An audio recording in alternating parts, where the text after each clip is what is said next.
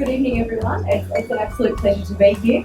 Jane has asked me to speak with you this evening as an example of a person who has very recently worked with Jane, and I think a classic example of a person who could have been in a situation of surviving, but instead is in a situation of thriving now because of Jane's book. And I'm such a proud thriver.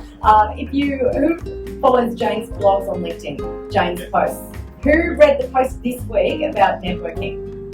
And Jane's lunch at Aria.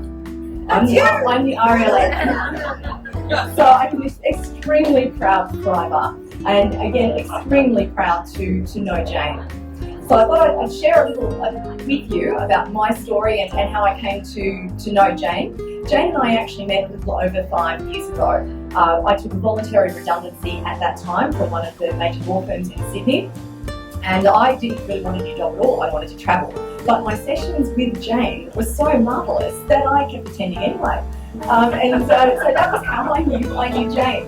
And then we didn't really have a lot of contact, but it was very one-way from Jane. I continued to receive her newsletters, her notifiers, and so forth.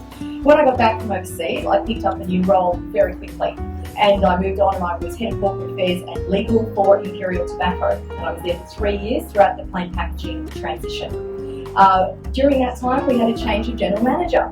The new general manager, at 10 minutes to 5 on the last day of the UK financial year, my office and said, "You need to go right now.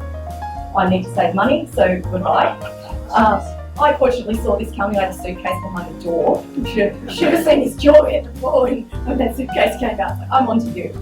And so I left that role in September 2013. And I then took a break, which was marvellous. And then in the new financial year, I really wanted to start finding a new role. I didn't have a LinkedIn profile.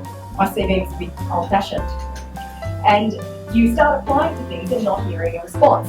Now, I think it was Einstein who is attributed with saying the definition of insanity is to keep doing the same thing over and over again and expecting a different result.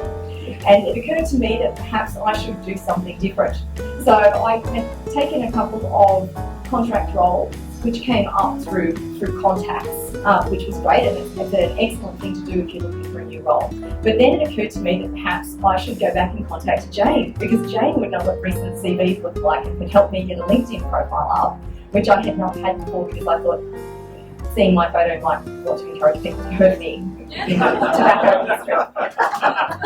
Now, I wanted a job in a highly regulated industry, and the advice I was getting from friends and colleagues was you need to sanitise your CV. You need to just work in other industries that are more palatable to people. And I wanted a role in a highly regulated industry. So I speak to Jane, and Jane's like, "This is your strength. This is what we're going to make this work." Jane helped me revamp my LinkedIn profile, my CV. I had everything backwards, so I thought the last thing people would want to see was my qualifications. Turned out it was the first thing they wanted to see.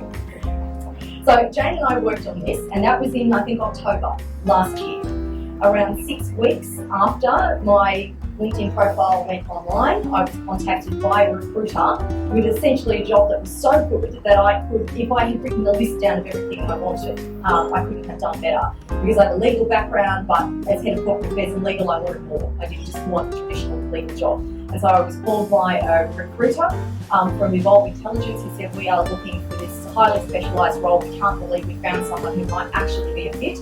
And I think that's one of the key points I'm going to leave you with tonight. You can be the best and the brightest. You can be the most highly qualified, but if no one can find you, you can't be a great job. The phone is not ringing. You need to get that exposure. You need to try something new if what you're trying isn't working. And that's where Jane comes into this, and that's where her book comes into this, because I applied those principles, and in 6 weeks I had a call, numerous interviews, etc., and I started this week in my new role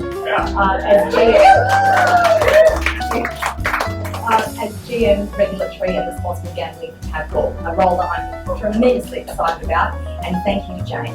And I would echo the comments of Brian. If you don't have this book, you must get it. If you know someone who needs a copy of this book, give it to them. And I recommend working with Jane. If what you're doing hasn't been working, you must try something different. Don't be so arrogant and pig-headed as you think you know everything.